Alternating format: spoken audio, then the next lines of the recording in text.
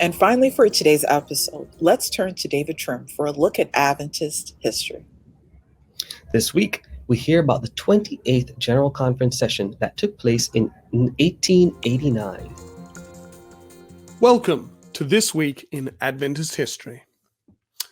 On October 18, 1889, the 28th General Conference session convened in Battle Creek, Michigan. The previous two sessions had been held away from Battle Creek, but now it returned to the venue of 22 of the first 25 sessions. Compared to the tumultuous and landmark 27th session in Minneapolis, the 1889 session is usually seen as being uneventful. All three officers were re-elected, Ola Olson as president, Dan Jones as secretary, and Harmon Lindsay as treasurer. But in addition, important decisions were taken. One was that henceforth sessions should be biennial instead of annual. Thus, the 29th session would not be held until 1890.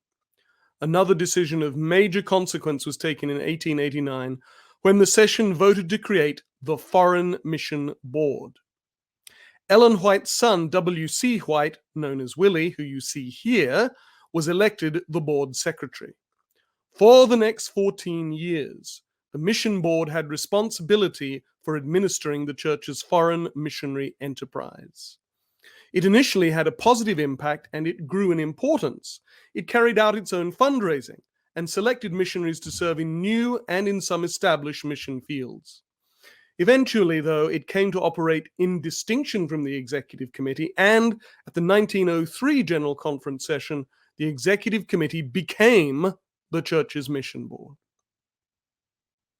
On October 19, 1970, in the Philippines, Academia ng Kanlurang Mindanao, or Western Mindanao Academy, moved from its original location to a new site. It still operates today and is still located on the edge of the town of Dumangag in Zamboanga del Sur province on the western part of Mindanao Island. We thank God for the vital ministry of our Adventist schools. That was This Week in Adventist History.